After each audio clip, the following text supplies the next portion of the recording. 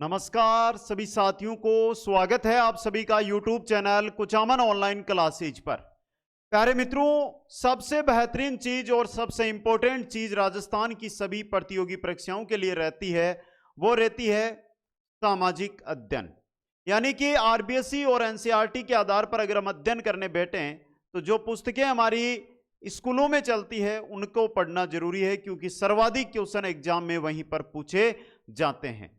वर्तमान में जो पशु परिचर भर्ती की तैयारी में लगे हुए हैं उनके लिए तो यहां से बहुत सारे क्वेश्चन भी एग्जाम के अंदर बनकर आएंगे। तो जो भी साथी हमारे साथ इस वीडियो से जुड़े, एक बार ऊपर नजर घुमाकर देख लीजिए। मेरे सर के ऊपर आपको भर्तियों के नाम दिखाई दे रहे हैं, लेकिन मैं ये कहता हूं ये तो नॉर्मली भर्तियां हैं। कोई सी भी भर्ती हो, सब भर्तियों के अंदर यहां से क्वेश्चन पूछे जाते हैं और एग्जाम के अंदर सीधे क्वेश्चन आते हैं दोस्तों। इसलिए आप किसी भी भर्ती की तैयारी कर रहे हैं, इस वीडियो को शुरू से लेकर एंड तक जरूर देखना। एक बार सभी साथियों से अनुरोध रहेगा वीडियो को लाइक, शेयर और चैनल को सब्सक्राइब करने का। फिर बढ़ते हैं आगे और देखते हैं आज की इस बेहतरीन क्लास को दोस्तों, जिसमें बहुत ही महत्वपूर्ण क्वेश्चन आपके सामने रहेंगे। इंपॉर्टेंट क्वेश्चन वन लाइनर के माध्यम से रहेंगे। आज हम देखेंगे कक्षा 7 के टॉप महत्वपूर्ण प्रश्न और सफलता का आधार यही क्वेश्चन बनने वाले हैं दोस्तों। तो चलिए दोस्तों क्लास की शुरुआत करते हैं। सबसे पहले जो हमारे कक्षा 7 में एक पुस्तक चलती है जिसका नाम है हमारा अतीत। पुस्तक का क्या नाम है? हमारे अतीत। ये पुस्तक है दोस्तों, और इस पुस्तक का पहला अध्याय है 1000 वर्षों के दौरान हुए परिवर्तनों की पड़ताल। अब यहां से कैसे कैसे क्वेश्चन है वो बनकर आ सकते हैं पेपर में, वो वन लाइनर के माध्यम से आपके सामने रखने का मेरा प्रयास रहेगा। तो चलिए दोस्तों शुरू करते हैं।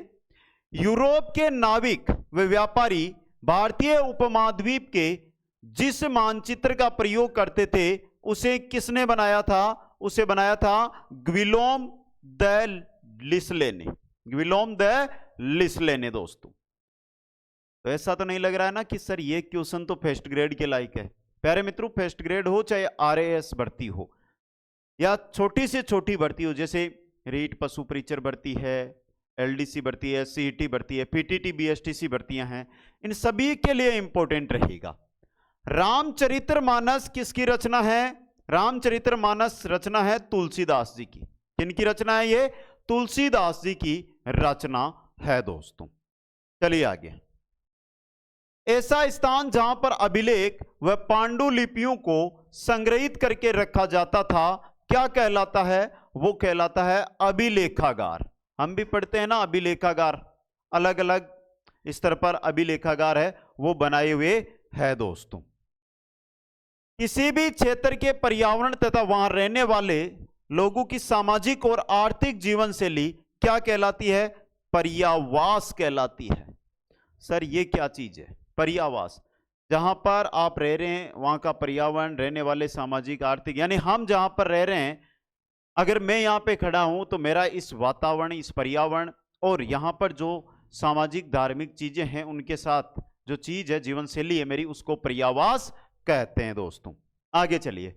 शिया मुसलमान किसे इस्लाम का मुखिया मानते हैं? किसे मानते हैं? पैगंबर के दामाद अली को। पैगंबर के दामाद अली को शिया मुसलमान इस्लाम का मुखिया मानते हैं दोस्तों। सुन्नी मुसलमान किसे इस्लाम का नेतृत्व करता मानते हैं? खलीफाओं को। किनको मानते हैं? खलीफाओं को मानते हैं दोस्तों। आगे चलिए। 19वीं सदी के अंग्रेज इतिहासकारों ने भारत के इतिहास को कितने युगों में बांटा है? 3 युगों के अंदर, जिसमें हिंदू, मुस्लिम व ब्रिटिश। हिंदू, मुस्लिम व ब्रिटिश 3 युगों के अंदर बांटा। इस्लाम के आरंभिक दौर में इसका नेतृत्व किसने किया? यहां पे ये नेतृत्व है दोस्तों। तो इस्लाम के आरंभिक दौर में इसका नेतृत्व किसने किया था?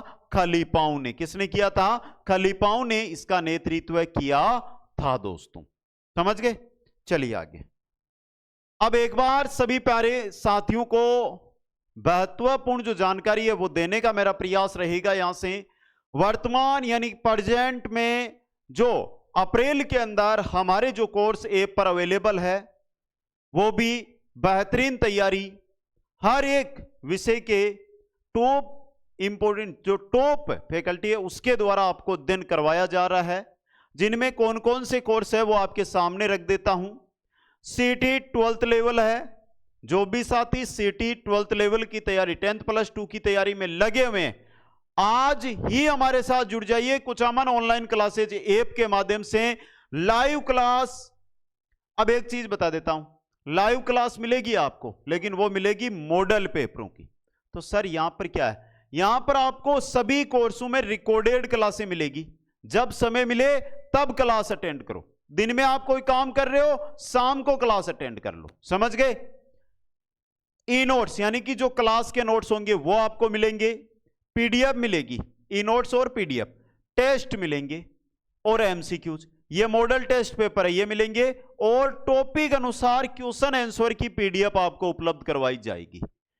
अगर आप मार्केट से एक गाइड लेकर आओगे ना, तो उस गाइड में जो मैटर नहीं मिलेगा वो यहां पर मिल जाएगा, और मात्र उतने ही रुपयों के अंदर ये कोर्स भी है। तो देखिए, आज आप ऐप डाउनलोड करना और ऐप के अंदर जाना, आपको वहां पर जो कंटेंट है उनके अंदर सब चीजें दिखाई दे जाएगी। इसी प्रकार सीटी ग्रेजुएशन लेवल का है, उसमें यही चीजें मिलेगी आपको।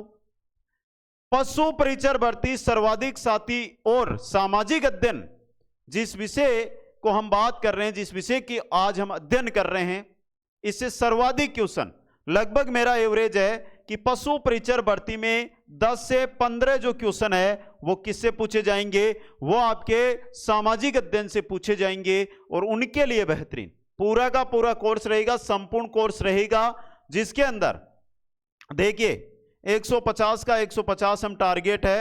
वीडियो क्लासेज आपको मिलेगी, इसके अंदर जो चीज है यहाँ पे वीडियो क्लासेज मिलेगी, क्लास नोट्स मिलेंगे, पीडीएफ मिलेगी, टेस्ट मिलेंगे और एमसीक्यूज मिलेगी। 30+ मॉडल पेपर वर्तमान में अवेलेबल है, और जब तक एग्जाम होगा 30x2 कर लेना, इतने मॉडल पेपर आपके सामने अवेलेबल करवा दूंगा, और दोनों भागों के संपूर्ण नोट्स भी आपको देखने को मिलेंगे। ये मात्र सभी कोर्स एक ही रेट में, एक बार जाकर देखना फिर पता चलेगा। वैसे तो कहीं पर कितने भी लेते होंगे वो मेरे को मतलब नहीं, जो आप एक बार देखोगे ना प्राइस जाकर, तो आपको पता चल जाएगा। इसके अलावा जो बीएसटीसी, या तो आप तैयारी कर रहे हो या आपके परिवार में या आपका छोटा भाई बहन तैयारी कर रहा है, तो उनको बोल देना पीटीटी और जो बीएसटीसी है, इन दोनों के नवीनतम सिलेबस पर आधारित क्लासें वर्तमान में चल रही है दोस्तों। और ऐप का लिंक डिस्क्रिप्शन में दिया हुआ है। देखते हैं आज कौन कौन साथी इस वीडियो को देखने के बाद ऐप को डाउनलोड करके जुड़ता है, क्योंकि मोबाइल मेरे पास है। मोबाइल में जैसे ही आप जुड़ोगे तो मेरा कॉल आपके पास जरूर आ जाएगा, आपसे बात जरूर हो जाएगी। चलिए आगे दोस्तों, नए राजा और उनके राज्य, अगला अध्याय। किस राष्ट्रकूट प्रधान ने स्वयं को चालुक्य राजाओं से स्वतंत्र करके नए राजवंश की स्थापना की थी? तो चालुक्य राजाओं से स्वतंत्र करके नए राजवंश की स्थापना की थी दंती दुर्ग ने। यह दुर्ग किला नहीं है, नाम है इसका दंती दुर्ग, समझ गए। गुर्जर प्रतिहार राजवंश का संस्थापक ब्राह्मण कौन था? तो उसका नाम था हरिश्चंद्र। क्या नाम था? हरिश्चंद्र। गुर्जर प्रतिहार राजवंश बहुत प्यारा, बहुत सारे क्वेश्चन बनते हैं यहां से, लेकिन हरिश्चंद्र से रिलेटेड बहुत सारे क्वेश्चन आते हैं। आगे चलिए। कश्मीर के राजाओं का इतिहास सर्वप्रथम किसके द्वारा लिखा गया था? कल्हण के द्वारा। किसके द्वारा? कल्हण के द्वारा। चहामानु या चौहान का सबसे प्रसिद्ध शासक कौन था? पृथ्वीराज तृतीय। त्राहिन का प्रथम युद्ध, त्राहिन का द्वितीय युद्ध पढ़े होंगे, 1191 में, 1192 में, पृथ्वीराज तृतीय। इन्हीं का पुत्र, यानी इनके बाद अजमेर में से चौहान राजवंश है वो खत्म हो जाता है, इनका पुत्र गोविंदराज चला जाता है रणथंबोर। चोल वंश की नींव किसने रखी थी? चोल वंश की नींव रखी थी विज्यालय ने। किसने रखी थी? विज्यालय ने चोल वंश की नींव है जो रखी थी दोस्तों। आगे चलिए। दक्षिण भारत में किसानों की बस्तियां क्या कहलाती है? उर। दक्षिण भारत में किसानों की बस्तियां क्या कहलाती थी? उर कहलाती थी। चोल शासन के दौरान गांवों का समूह क्या कहलाता था? चोल शासन के दौरान गांवों का जो समूह है वो क्या कहलाता था? नाडु कहलाता था। क्या? नाडु कहलाता था। चोल अभिलेखों में गैर ब्राह्मण किसान स्वामी की भूमि को क्या कहा गया है?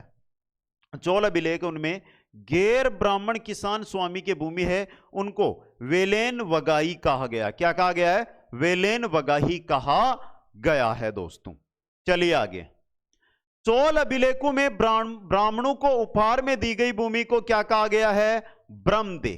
क्या कहा गया है? ब्रह्मदे कहा गया है। चोल अभिलेखों में जैन संस्थाओं को दान में दी गई भूमि को क्या कहा गया है? पल्ली चंदम। जो जैन संस्थाओं को दान में दी गई भूमि है उसे पल्ली चंदम कहा गया। क्या कहा गया है? पल्ली चंदम। इंपॉर्टेंट चीज रहेगी ये भी आपके लिए दोस्तों। आगे चलिए। चोल अभिलेखों में मंदिर को उपहार में दी गई भूमि को क्या कहा गया है? जो भूमि मंदिर को उपहार में दी गई उसे क्या कहा गया? तो देखिए, तिरुन्नमम टुनकी, तिरुन्नमम टुनकी या देवदान। समझ गए? चलिए आगे। अगला है अध्याय है ये दिल्ली के सुल्तान। दिल्ली के सुल्तान किनके शासनकाल में दिल्ली वाणिज्य का एक महत्वपूर्ण केंद्र बनकर उभरा था? किनके शासनकाल में? चौहान राजवंश के शासनकाल में। समझ गए? दिल्ली का संस्थापक किसे माना जाता है? दिल्ली का संस्थापक माना जाता है अनंगपाल तोमर को। यह बहुत ही अच्छा सा क्वेश्चन है। दिल्ली का संस्थापक अनंगपाल तोमर।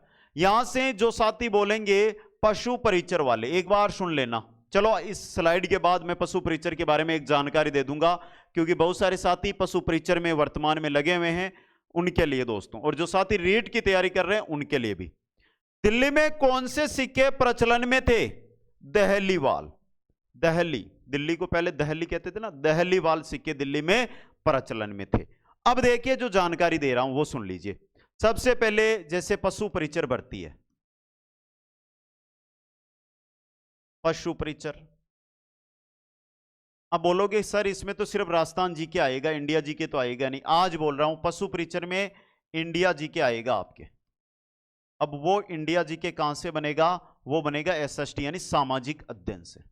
समझ गए? तो जो भी साथी तैयारी कर रहे हैं ना उस स्तर से उसी अकॉर्डिंग करनी है। ये सामाजिक अध्ययन की पुस्तकें है ना, इनको पढ़ लेना, इनसे बार क्वेश्चन शायद ही आपके बनकर आए दोस्तों। समझ गए? अब रीट वाले हैं। अब रीट के अंदर एक दो क्वेश्चन पिछली बार भी आए थे। रीट मेंस की बात कर रहा हूं साथियों, रीट मेंस। और एक दो क्वेश्चन और आएंगे इंडिया जी के। कि क्यों आएंगे? क्योंकि एसएसटी की किताबों में दिया हुआ है, तो यहां से बनकर क्वेश्चन आएंगे। आगे चलिए। दिल्ली सल्तनत की स्थापना किसके काल में हुई? दिल्ली सल्तनत की स्थापना किसके काल में हुई थी? गयासुद्दीन बलबन के काल में। गयासुद्दीन बलबन के काल में। दिल्ली सल्तनत का विस्तार किसके द्वारा प्रारंभ हुआ? दिल्ली सल्तनत है, इसका विस्तार किसके द्वारा प्रारंभ हुआ था? अलाउद्दीन खिलजी के द्वारा। किसके द्वारा? अलाउद्दीन खिलजी के द्वारा। मक्का की दिशा को क्या कहा जाता है? मक्का की दिशा कहलाता है कीबला। मक्का की दिशा क्या कहलाता है? कीबला कहलाता है दोस्तों। आगे चलिए। जिस मस्जिद में एक साथ अनेक मुस्लिम नमाज पढ़ते हैं उसे क्या कहा जाता है? उसे कहते हैं जामा मस्जिद। एक साथ अनेक मुस्लिम नमाज पढ़ते हैं, जामा मस्जिद। भारत में मक्का किस दिशा में पड़ता है? भारत से मक्का पश्चिम दिशा में। सल्तनत काल में कर्सी पर लगने वाला कर क्या कहलाता था? सल्तनत काल के अंदर कर्सी पर जो कर लगता था वो कर्सी कर क्या कहलाता था? खराज। क्या कहलाता था? खराज कहलाता था। आगे चलिए। अलाउद्दीन खिलजी ने अपनी सेना के लिए किस गैरिसन शहर का निर्माण करवाया? अलाउद्दीन खिलजी ने अपनी सेना के लिए किस गैरिसन शहर का निर्माण करवाया था? उस शहर का नाम था सिरी। क्या नाम था? सिरी नाम था दोस्तों। किस तुर्क शासक के काल में नकली मुद्रा का प्रचलन बढ़ा? किस तुर्क शासक के काल में नकली मुद्रा का चलन बढ़ा था? मोहम्मद तुगलक के। मोहम्मद तुगलक के काल में दोस्तों। नेक्स्ट है, फ्रांस में ईसाइयों द्वारा यरूशलेम को मुक्त करवाने के लिए चलाए गए धर्म युद्ध को क्या कहा गया? फ्रांस में ईसाइयों के द्वारा यरूशलेम को मुक्त कराने के लिए जो धर्म युद्ध चलाया गया उसे क्या कहा गया? उसे कहा गया क्रूसेड। क्रूसेड कहा गया। क्रूसेड नामक धर्मयुद्ध में भाग लेने वाले योद्धाओं को क्या कहा जाता था? उन्हें कहा जाता था नाइट, रात नहीं, उनको पदवी थी नाइट। क्या थी? नाइट दोस्तों। आगे चलिए, नेक्स्ट है मुगल साम्राज्य। अब कक्षा 7 में जो दिया हुआ ना वही चीज हम पढ़ रहे हैं। मुगल साम्राज्य। मुगल किन दो महान शासकों के वंशज थे? मुगल है, ये किन दो जो महान शासक थे उनके? तो एक तो थे मंगोल चंगेज खान, व दूसरे थे तुर्क तैमूर। मंगोल चंगेज खान व तुर्क तैमूर के। तैमूर ने दिल्ली पर कब्जा कब किया था? 1398 ईस्वी में। 1398 में तैमूर ने दिल्ली पर कब्जा किया था दोस्तों।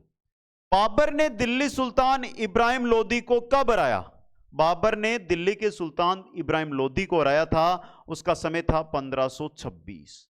कब था? 1526। किस शासक ने हुमायूं को ईरान भागने पर मजबूर कर दिया था?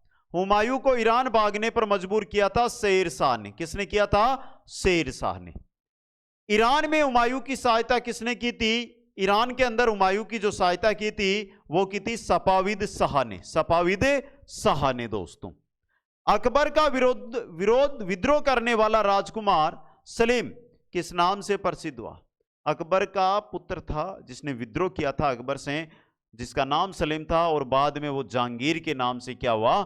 प्रसिद्ध हुआ। जहांगीर के नाम से प्रसिद्ध हुआ दोस्तों।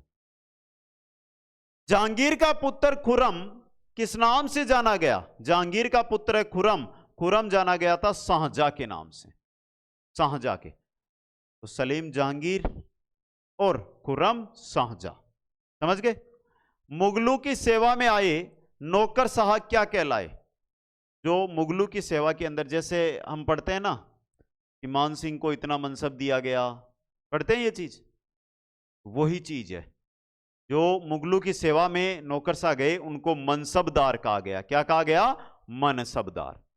अकबर के शासनकाल में 5000 जात की पदवी वाले कितने मनसबदार थे? 5000 जात की पदवी वाले 29 मनसबदार थे। कितने थे? 29 मनसबदार दोस्तों। औरंगजेब के शासनकाल में 5000 जात की पदवी वाले कितने मनसबदार थे? 79 दोस्तों, समझ गए? अकबर का राजस्व मंत्री कौन था? अकबर का राजस्व मंत्री था टोडरमल, जो महाराणा प्रताप को समझाने भी आया था। जम्मा भट्टो, तीसरे शिष्टमंडल भट्टो यानी चौथे शिष्टमंडल के रूप में। अकबर के काल में राजस्व प्राप्त करने की व्यवस्था क्या कहलाती थी? राजस्व प्राप्त करने की जो व्यवस्था है वो जब्त कहलाती थी। जब्त क्या कहलाती थी? जब्त कहलाती थी दोस्तों। अकबर ने अपने शासनकाल का इतिहास किससे लिखवाया? अकबर ने अपने शासनकाल का जो इतिहास है वो किससे लिखाया था? 3 बार एक क्वेश्चन को पढ़िए, याद होते चलेंगे, ये बहुत ही इंपॉर्टेंट चीज। किससे लिखवाया था? उनका नाम था अबुल फजल। क्या नाम था? अबुल फजल। अबुल फजल द्वारा कौन सा ग्रंथ लिखा गया था? अकबरनामा ये और आईने अकबरी। नूरजहां का मूल नाम क्या था? मेहरुनिसा। नूरजहां का मूल नाम क्या था? मेहरुनिसा। किसका? नूरजहां का मूल नाम था मेहरुनिसा। अकबर के शासन में साम्राज्य किन में विभक्त था? अकबर के शासन में साम्राज्य सूबों में विभक्त था। किसमें था? सूबों के अंदर विभक्त था, सूबों में दोस्तों, समझ गए? प्रत्येक सूबे का वित्तीय अधिकारी क्या कहलाता था? दीवान। जो सूबे बना दिए, जैसे भारत देश से अलग अलग राज्य बना दिए ना, उसी प्रकार अकबर ने सूबे बना रखे थे, और प्रत्येक सूबे का जो वित्तीय अधिकारी होता था उसे दीवान कहा जाता था।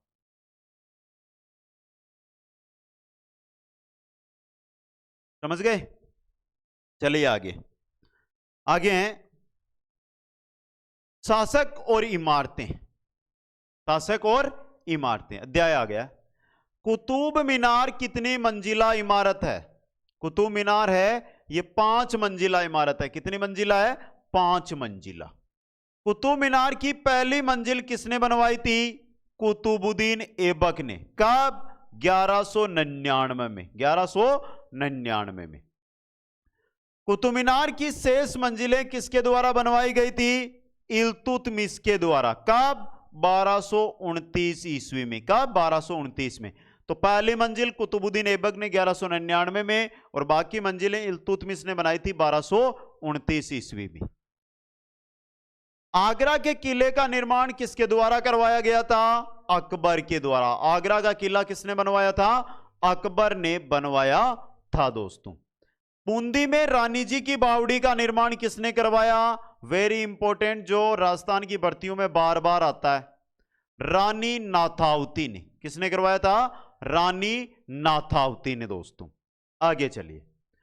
बलुआ पत्थर अथवा संगमरमर पर रंगीन पत्थर को दबाकर की जाने वाली बारीक कलाकारी किस नाम से जानी जाती है? पित्राधुरा के नाम से। पित्राधुरा के नाम से जानी जाती है। आगे देखिए। नगर व्यापारी और शिल्पी जन। नगर व्यापारी और शिल्पी जन। चोल शासकों की राजधानी तंजावुर। चोल शासक है, उनकी राजधानी थी तंजावुर, जो किस नदी के किनारे थी? कावेरी नदी के किनारे। किसके थी? कावेरी नदी के किनारे। तंजावुर के प्रसिद्ध मंदिर का नाम क्या था? राजराजेश्वर। क्या नाम था? राजराजेश्वर प्रसिद्ध मंदिर का नाम था दोस्तों। तिरुपति मंदिर कहां पर स्थित है? तिरुपति मंदिर है आंध्रा में, आंध्र प्रदेश में। समझ गए? और जो भी यहां पे मैं फैक्ट दे रहा हूं, जानकारी दे रहा हूं, ये आरबीएससी की जो किताबें हैं उन्हीं के आधार पर है। कुछ अगर परिवर्तन हुआ है तो हमने यहां पर परिवर्तन नहीं किया है, क्योंकि वो तो हम जब थ्योरी पढ़ते हैं तो उसमें पढ़ लेते हैं विषय की, लेकिन ये तो आरबीएससी की चीज चल रही है यहां पे, तो आरबीएससी ही पढ़ाएंगे। आगे चलिए। कांचीपुरम तथा मदुरै किस राज्य के मंदिर नगर है? किसके हैं? तमिलनाडु के। किसके हैं दोस्तों? तमिलनाडु के। प्राचीन काल में मक्का का प्रस्थान द्वार किसे कहा जाता था? मक्का का प्रस्थान द्वार किसे कहा जाता था? सूरत को। किसको कहते थे? सूरत को दोस्तों। मसूलीपट्टनम या मछलीपट्टनम नगर किस नदी के डेल्टा पर स्थित है? मसूलीपट्टनम, मछलीपट्टनम किस नदी के? कृष्णा नदी के डेल्टा पर स्थित है। कृष्णा नदी के डेल्टा पर स्थित है दोस्तों। मसूलीपट्टनम का किला किसने बनवाया था या किसने बसाया था? हॉलैंड वासियों ने। किसने बसाया था? हॉलैंड वासियों ने। यूरोपीय ट्रेडिंग कंपनियों की व्यापारिक गतिविधियों का प्रभारी अधिकारी क्या कहलाता था? यूरोपीय ट्रेडिंग कंपनियां की व्यापारिक गतिविधियों का प्रभारी अधिकारी क्या कहलाता था? गुमास्ते। क्या कहलाता था? गुमास्ते। क्या कहलाता था? गुमास्ते। पुर्तगाली नाविक वास्को डी गामा कालीकट बंदरगाह पर कब पहुंचा था? पुर्तगाली नाविक था, वास्को डी गामा था, कालीकट बंदरगाह पर यह पहुंचा था। समय था 1498 ईस्वी का। कौन सा था? 1498 ईस्वी का दोस्तों। आगे चलिए। वेस्ट इंडीज के तट की खोज 1492 में किसके द्वारा की गई? क्रिस्टोफर कोलंबस के द्वारा। क्रिस्टोफर कोलंबस के द्वारा। भारत के बड़े बड़े शहरों में बनाए गए ब्लैक टाउन्स किसके लिए थे? भारत के बड़े बड़े शहरों में बनाए गए ब्लैक टाउन्स किसके लिए थे? भारतीय शिल्पकार व व्यापारियों के लिए। भारतीय शिल्पकार और व्यापारियों के लिए दोस्तों। चलिए आगे। जनजातियां, खानाबदोश और एक जगह बसे हुए समुदाय। जनजातियां, जो भारत की जनजातियां हैं उनके बारे में देखेंगे। मुगलों ने किस जनजाति समूह को सबसे अधिक निशाने पर रखा? मुगलों ने सबसे अधिक जनजाति को निशाने पर रखा था, वो थी चेर जनजाति। कौन सी थी? चेर जनजाति। कर्नाटक व महाराष्ट्र की पहाड़ियां किन जनजातियों का निवास स्थान थी? कोली तथा बेराद की। कोली तथा बेराद जनजाति की। आगे देखिए। भील जनजाति भारत के किस भाग में निवास करती थी? भील पश्चिमी व मध्य भाग में। पश्चिमी व मध्य भाग में। खानाबदोश व्यापारियों का कारवां क्या कहलाता था? खानाबदोश जो व्यापारी होते थे उनका कारवां क्या कहलाता था? टांडा कहलाता था। क्या कहलाता था? टांडा। स्थानांतरित कृषि करने वाली प्रमुख जनजाति, स्थानांतरित कृषि करने वाली प्रमुख जनजाति थी, वो थी गोंड। कौन सी थी? गोंड जनजाति थी दोस्तों। चंदेल राजपूत राजा सालवान की पुत्री दुर्गावती का विवाह किससे हुआ? चंदेल राजपूत राजा थे सालवान, सालवान राजा का नाम है ये सालवान। इनकी पुत्री थी जिसका नाम था दुर्गावती। दुर्गावती का जो विवाह है वो हुआ था गोंड शासक दलपत से। गोंड शासक दलपत से इसका विवाह हुआ था दोस्तों। समझ गए? इंपॉर्टेंट क्वेश्चन बन सकता है ये भी। आगे क्या है, किसके आक्रमण के दौरान रानी दुर्गावती वीरता पूर्वक लड़ते हुए शहीद हुई थी? यही रानी दुर्गावती है जो सालवान की पुत्री है। किसके आक्रमण के समय? आसिफ खान के आक्रमण के समय आसिफ खान ने आक्रमण किया था। आगे चलिए, दुर्गावती कहां की रानी थी? गढ़कटंगा की। गढ़कटंगा की। अहोम राज्य में बेकार पर काम करने वाले व्यक्ति क्या कहलाते थे? अहोम राज्य है उसमें बेकार पर काम करने वाले व्यक्ति पायक कहलाते थे। क्या कहलाते थे? पायक कहलाते थे दोस्तों। नेक्स्ट, ईश्वर से अनुराग। ईश्वर से अनुराग अध्याय का नाम है ये। देखिए, दक्षिण भारत में संगम साहित्य का प्रचार प्रसार करने वाला कार्य किसने किया? नयनार व अलवार संतु ने। नयनार व अलवार संतु ने। अलवार संतु के गीत किसमें संकलित है? अलवार जो संत है उनके गीत है दिव्य प्रबंधम में। दिव्य प्रबंधम जो ग्रंथ है उसके अंदर अलवार संतु के गीत है। नयनार संतु के गीतों का संकलन कहां किया गया है? तेवरम व तिरुवांचकम में। तेवरम व तिरुवाचकम ये ग्रंथ है दो, इनके अंदर जो नयनार संत है उनके गीतों का संकलन किया गया है। तो अलवार संतु का तो है दिव्य प्रबंधन में, और नयनार संतु का एक तो तेवरम ग्रंथ है, दूसरा है तिरुवाचकम। आगे देखिए, विष्णु के उपासक किस श्रेणी में माने गए हैं? विष्णु के उपासक किस श्रेणी के हैं? अलवार श्रेणी के। अलवार श्रेणी के। शिव के उपासकों को क्या कहा गया? नयनार। तो अब समझ में आ गया ना, अलवार और नयनार। विष्णु के जो उपासक है वो अलवार है, शिव के जो उपासक है वो नयनार है। संगम साहित्य किस भाषा में लिखित है? संगम साहित्य है ये आपके तमिल भाषा में। किस भाषा में? तमिल भाषा में संगम साहित्य लिखा हुआ है दोस्तों। भारत के प्रभावशाली दार्शनिकों में से एक शंकर का जन्म कहां हुआ था? शंकर का जन्म हुआ था केरल में। कहां पर हुआ था? केरल के अंदर दोस्तों। आगे देखिए, रामानुज का जन्म कहां पर हुआ था? रामानुज का जन्म हुआ था तमिलनाडु में। कहां पर? तमिलनाडु के अंदर रामानुज का जन्म हुआ था। रामानुज किस प्रकार के मार्ग से प्रभावित हुए? अलवार से। किससे हुए थे? अलवार से। रामानुज ने किस सिद्धांत का प्रतिपादन किया था? विशिष्टता द्वैत का। विशिष्टता द्वैत जो सिद्धांत है उसका प्रतिपादन रामानुज ने किया था दोस्तों। वीरशैव आंदोलन कहां पर आरंभ हुआ? वीरशैव आंदोलन है ये प्रारंभ हुआ था कर्नाटक में। वीरशैव आंदोलन कहां पर प्रारंभ हुआ था? कर्नाटक के अंदर प्रारंभ हुआ था दोस्तों। आगे चलिए, विट्ठल को किसका रूप माना गया है? विट्ठल को विष्णु का रूप माना गया है। विट्ठल का किसका रूप माना गया है? विष्णु का।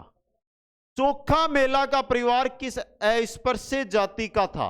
चोखा मेला का परिवार है जो किस अस्पृश्य जाति का था? आजकल इस चीज को छोड़ देना चाहिए, ये किसी के साथ नहीं होना चाहिए। तो महार जाति का था। वैष्णव जन ते तने कहिए जो पीर पराई जाने रे, ये किसकी रचना है? नरसिंह मेहता की। किसकी है? नरसिंह मेहता की रचना है दोस्तों। योग साधना व कठिन शारीरिक प्रशिक्षणों के माध्यम से ध्यान करने वाले क्या कहलाए? योग साधना कठिन शारीरिक प्रशिक्षणों के माध्यम से ध्यान करने वाले क्या कहलाए? नाथ सिद्ध व योगी। नाथ सिद्ध व योगी। इस्लाम में किसका प्रचार किया गया? एकेश्वरवाद का। किसका? एकेश्वरवाद का। सूफीवाद के ऋषि पंथ का उदय कहां पर हुआ? सूफीवाद है इसके ऋषि पंथ का जो उदय है वो हुआ था जम्मू कश्मीर में। कहां पर हुआ था? जम्मू कश्मीर के अंदर दोस्तों। आगे देखिए, शेख नरूद्दीन वली। शेख नरूद्दीन वली को किस नाम से जाना जाता है? किस नाम से? ऋषि नंद के नाम से। इंपॉर्टेंट है ये। शेख नरूद्दीन वली ने किस पंथ की स्थापना की? ऋषि पंथ की। देखिए शेख नरूद्दीन का नाम है ऋषि नंद नाम से जाना गया, और इन्होंने जो पंथ चलाया वो क्या है, ऋषि नंद यानी ऋषि पंथ। सिलसिलों की शुरुआत किनके द्वारा की गई, सिलसिलों की शुरुआत की गई थी सूफी संतों के द्वारा। किनके द्वारा, सूफी संतों के द्वारा सिलसिलों की शुरुआत की गई थी दोस्तों। आगे चलो, वह सूफी संस्था जहां पर सूफी संत अक्सर रहते थे क्या कहलाती थी, वह सूफी संस्था जहां पर सूफी संत अक्सर रहते थे क्या कहलाती थी, खानकाहा, खानकाहा। तुलसीदास ने ईश्वर को किस रूप में धारण किया, तुलसीदास ने ईश्वर को राम के रूप में धारण किया। किसके रूप में, राम के रूप में धारण किया था दोस्तों। किसने, तुलसीदास ने। चलिए आगे, क्षेत्रीय संस्कृतियों का निर्माण अध्याय का नाम देखिए। पुरी का जगन्नाथ मंदिर किस शासक के द्वारा बनवाया गया, राजा अनंत वर्मन के द्वारा, राजा अनंत वर्मन के द्वारा। किस शासक ने अपना राज्य जगन्नाथ को समर्पित कर दिया, किस शासक ने, राजा अनंग भीम तृतीय ने, राजा अनंग भीम तृतीय ने। कथक किस मूल शब्द से उत्पन्न हुआ है, कत्था से। कथक किस मूल शब्द से उत्पन्न हुआ है, कत्था से कथक शब्द उत्पन्न हुआ है दोस्तों। आगे देखिए, कथक का प्रदर्शन किसके साथ, लोक नृत्य के रूप में होता है। कथक का प्रदर्शन रास लीला के साथ। कथक नृत्य का राजस्थान में घराना जयपुर घराना, राजस्थान में कौन सा घराना है, जयपुर घराना। भरतनाट्यम किस क्षेत्र का शास्त्रीय नृत्य है, भरतनाट्यम है तमिलनाडु का। कथकली किस क्षेत्र का शास्त्रीय नृत्य है, केरल का। कथकली केरल का, भरतनाट्यम तमिलनाडु का। ओडिसी किस क्षेत्र का शास्त्रीय नृत्य है, उड़ीसा का। ओडिसी किस क्षेत्र का है, उड़ीसी का। कुचिपुड़ी किस क्षेत्र का शास्त्रीय नृत्य है, आंध्र प्रदेश का। मणिपुरी किस क्षेत्र का शास्त्रीय नृत्य है, मणिपुर का। भानुदूत की रसमंजरी, भानुदूत की रसमंजरी किस चित्र शैली की पुस्तक थी, बसोहली की। किसकी थी, बसोहली की। किसकी थी दोस्तों, बसोहली की थी दोस्तों। आगे देखिए, बसोहली शैली किस क्षेत्र की प्रमुख चित्र शैली थी, बसोहली थी हिमाचल की। किसकी थी, हिमाचल की। पीर किस भाषा का शब्द है, पीर है पारसी भाषा का। पीर का शाब्दिक अर्थ होता है आध्यात्मिक मार्गदर्शक, आध्यात्मिक मार्गदर्शक दोस्तों। आगे देखिए, 18वीं सदी में नए राजनीतिक गठन, 18वीं सदी में नए राजनीतिक गठन दोस्तों। तो साथियों एक बार थोड़ी सी यहां से मैं जानकारी देना चाहूंगा आपको, इंपॉर्टेंट जानकारी फिर से। प्यारे साथियों, वर्तमान के अंदर आप चाहे रीट में तैयारी में लगे हुए हैं, एक बार सुन लेना, आपके भविष्य के लिए, आपके भविष्य के निर्माण के लिए ये जानकारी दे रहा हूं। चाहे आप रीट की तैयारी कर रहे हो, चाहे आप फर्स्ट ग्रेड की तैयारी कर रहे हो, चाहे आप सेकंड ग्रेड की तैयारी कर रहे हो, चाहे आप पशु परिचर की तैयारी कर रहे हो,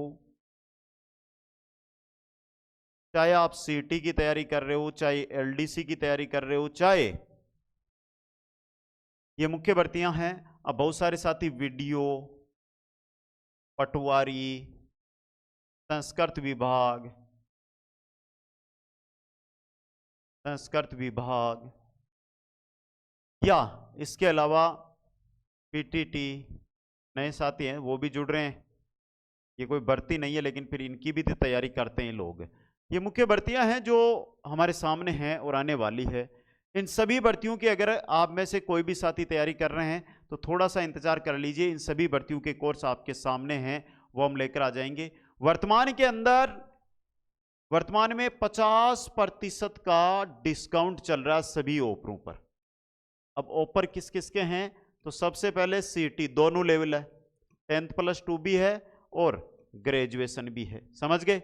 2 नंबर पर पशु परिचर है जिसमें 50% का डिस्काउंट चल रहा है। सभी अलग अलग फैकल्टी के द्वारा आपको क्लासें मिलेगी। जो चीजें थी वो मैंने 5वें क्वेश्चन के बाद बता दी थी आपको। 3 नंबर पे मैं अगर बात करूं, सीटी हो गया, पशु परिचर हो गया, पीटीटी और बीएसटीसी, पीटीटी और बीएसटीसी। अगले महीने यानी अगले 15 दिन बाद हमारा नेक्स्ट टारगेट है वो है REET, REET and second grade. इन दोनों के कोर्स आपके सामने आ जाएंगे। वही तरीका, वही सिस्टम, पीपीटी के माध्यम से क्लासें अब आपको दी जाएगी, एक एक क्लास आपके सामने रहेगी। अब बता देना, ये पहली क्लास आज मैं यहीं पर स्टॉप करूंगा। आगे की क्लास यानी 3 भागों में हम देखेंगे कक्षा 7 के, क्योंकि 30 से 35 मिनट के बीच की क्लास होनी चाहिए, जिससे आपका मनोबल हमारे साथ बना रहे दोस्तों।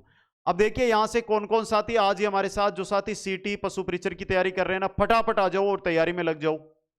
समय खराब नहीं करना है, कम समय है, कम समय में 45 से 50 दिन में कोर्स करवा दूंगा। फिर टॉपिक अनुसार क्वेश्चन आंसर उपलब्ध होंगे और 50 मॉडल पेपर दूंगा, उसको हल कर लेना, आपका कोई सिलेक्शन नहीं रोकेगा दोस्तों। सभी साथियों को बहुत बहुत धन्यवाद। मिलते हैं नेक्स्ट क्लास में। जय हिंद, जय भारत।